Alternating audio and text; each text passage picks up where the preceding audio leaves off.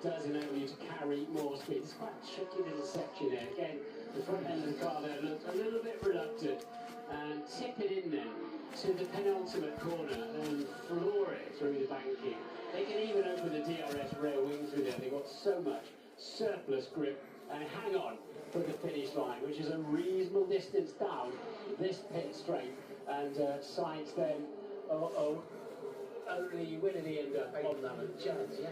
A long distance down from Lance Stroll with the fastest time so far, but I'll caveat that with that was his first run on soft tyres during the course of this weekend. He didn't put a soft tyre run in during the first practice session either. His teammate Charles Leclerc crosses the line, slightly more competitive, but Ferrari still off the pace when compared to Alex Albon and Lance Stroll. Here comes Oscar Piastri, searching still for his first pole in Formula 1, even though he's got a Grand Prix win. He puts 3 tenths between himself and the Aston Martin. Yeah, the windy conditions and the green tire.